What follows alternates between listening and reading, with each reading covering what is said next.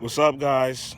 I promised you guys a review of this 2016 Volkswagen Jetta, and I'm about to review the car. Now, this is a base model, four-door automatic transmission, but it also has the manual shifter as well. You'll see that when we get inside the car. The car's dirty, guys. Got a lot of salt on the road. I'm not gonna waste money going to the car wash right now. But yeah, it's basically an economy four-door.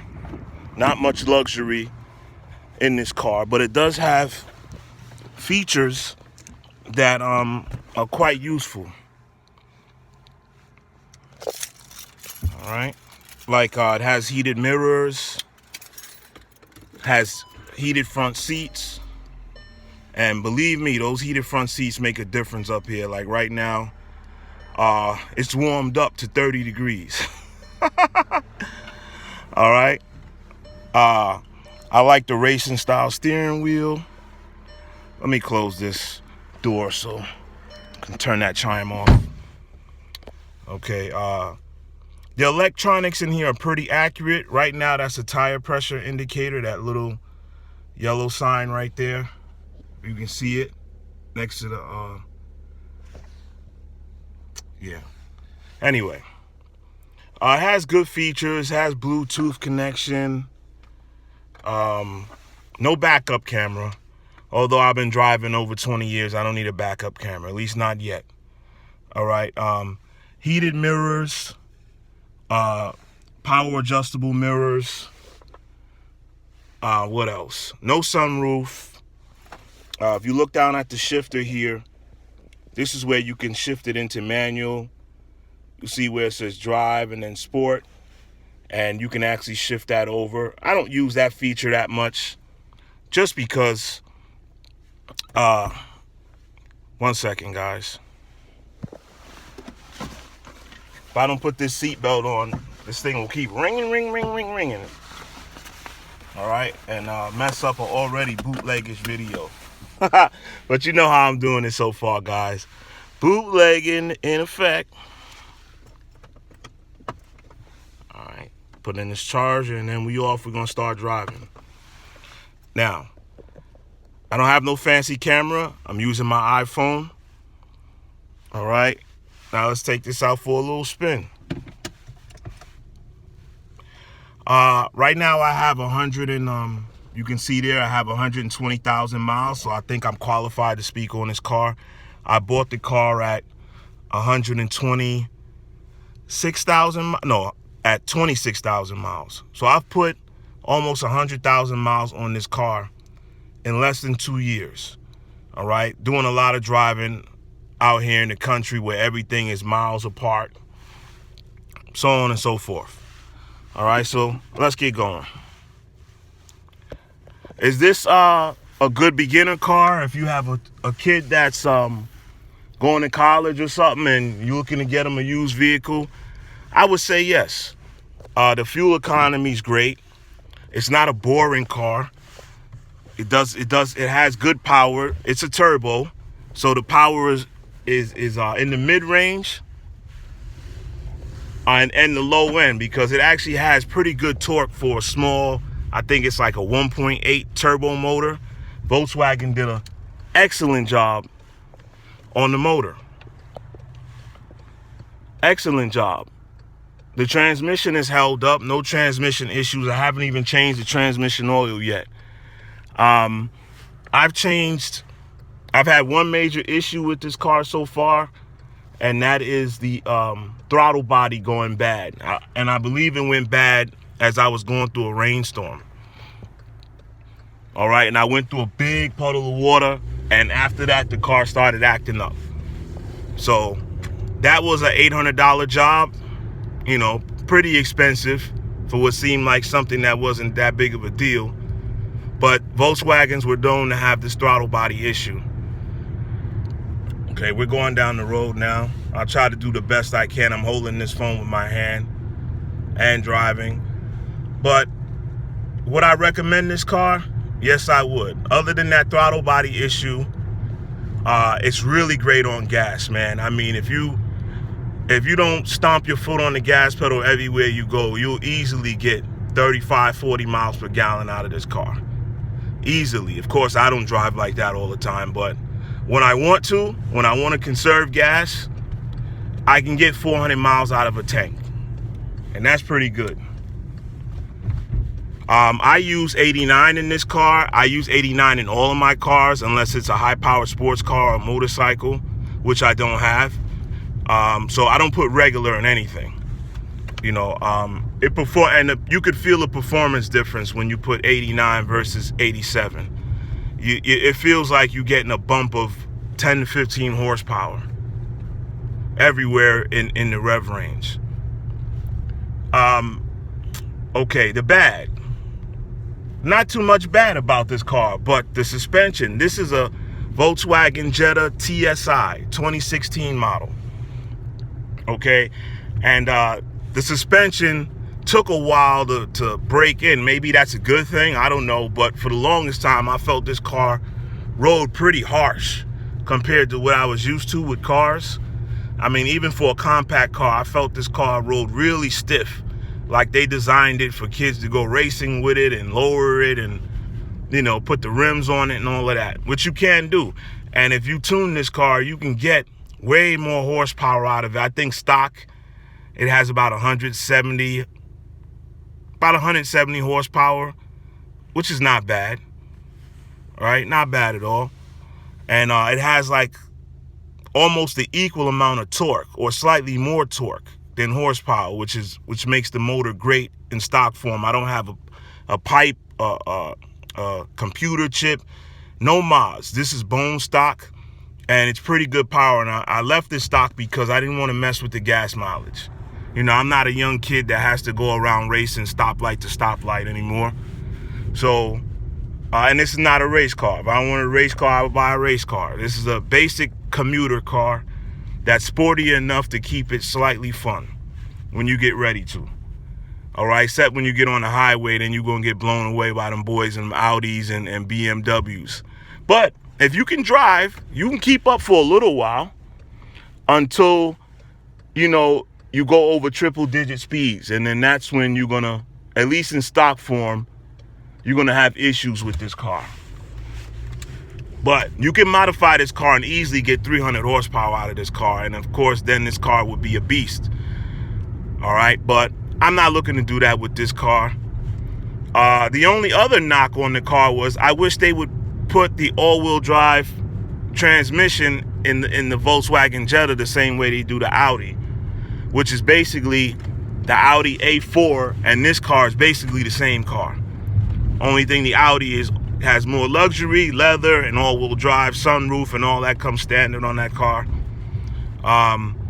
So this is basically the same car as an Audi A4 with front-wheel drive. All right. I recommend it, man. I mean, the parts aren't cheap as they would be in something similar like a Chevy Cavalier, but it's worth it. It's a slightly upgrade over something like that. Would you be better off in a Honda Civic? Probably. Might be a little bit more reliable, but like I said, I haven't had much issues with this car. Just changing the oil, the tires.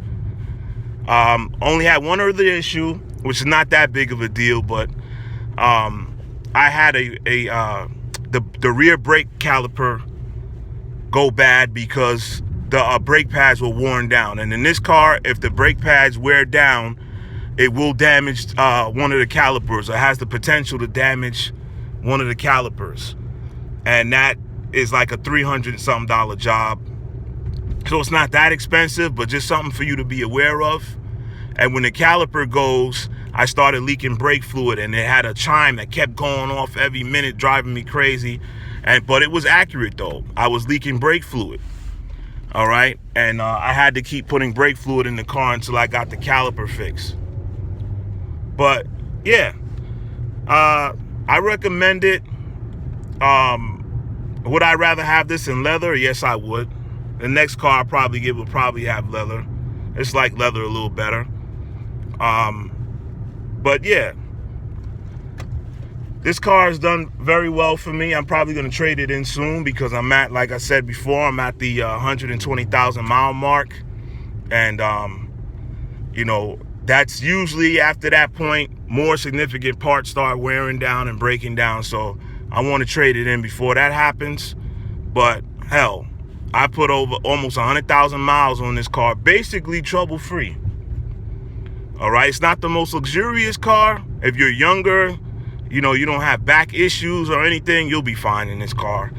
If you're older and you're sensitive and you got, you know, back issues and knee hurt and all that, I would recommend getting something a little bit more luxurious than this. But for a basic commuter, you know, or a young person's car to run around town and upgrade when they feel like it, throw some rims on it. I mean, it's a good looking car too. I mean, with rims, I've seen online, this car looks amazing with like a body kit and 19-inch rims. The car looks amazing. But yeah, the car also sounds amazing if you get the right aftermarket pipe, the right pipe, not that loud tin can that them dudes be putting on them Honda Civics. All right. One other thing, the radio, stock speakers, it's adequate. It's adequate system. I mean, if you want DJ, you know, quality sound, then you just have to do some upgrades to the speakers. One other thing, this car has about 6 airbags in it. 4 airbags in it. Excuse me. And it's rated as one of the safest cars in this class. You know, all the different magazines rate this as, you know, you get in an accident in this, you're more than likely to walk away from it. If there's anything that I forgot, I'll do a part 2 to this video. But I don't want to make this video too long because this phone uploads video so slow. You know, sometimes it'll take a whole day to upload a video from this phone. It's much faster from my laptop. I switch back and forth from recording from my laptop to my cell phone. And soon it'll be a GoPro coming up, guys. If you have any questions, I'm more than willing to answer them in the comment section. If you want more visuals of this car, I'll be more than willing to do another video and give you way more visuals of the interior, you know, of the car. It's sunny right now, so it's a lot of shadows around, and I'll probably do another video just to show off the interior a little bit more. But you can get all of those pictures online. If you want to see what the interior looks like, you can go online. I'm just giving you the hands-on spiel about what the car really did for me in the real world, or what it's doing for me in the real world. And I use it to do Uber. That's why I have so many miles on it, especially up here, because you drive miles to go everywhere. It's not the city. So yeah, 2016 Volkswagen Jetta. I definitely recommend it as a commuter, a first car, a car to buy when your kids going to college, or you just want a low economy car that's not going to cost you a lot to run and operate. All right, and that's the best thing I could say about this car. It hasn't really cost me a lot of money to operate. You don't get a big hit on insurance because it's considered an economy class 4-door, but you can turn it easily into a sports car if you buy a stick shift version of this, right? Even this little 1.8 turbo, like I said, you can get over 300 horsepower from this car very easily if you tune it correctly. Will it be as reliable? Will the gas mileage be the same? Probably not. So, but that's the you know, that's what you deal with when you modify cars. You know, you run into reliability issues and you're going to take a hit on gas mileage. So, bone stock, pretty reliable Volkswagen. Give you God a credit on this one. Comfort, 6 out of 10. Gas mileage, 10 out of 10. I mean, this really gets, I mean, for a gasoline car, this really gets great gas mileage. Engine power, I'll give it a 7.5 out of 10 because it's stock form, which easily can shoot up to a 10 for its class because you can get a lot more horsepower out of this car And this is the 1.8 turbo, I believe. It's the Volkswagen TSI. Yeah, so that's all for now, guys. This video is going on 15 minutes. If you guys want more visuals or you have any questions, don't hesitate to hit me in the comments. I'll answer all your questions about this car, let you know even more than what I'm saying right now. All right, guys? Peace.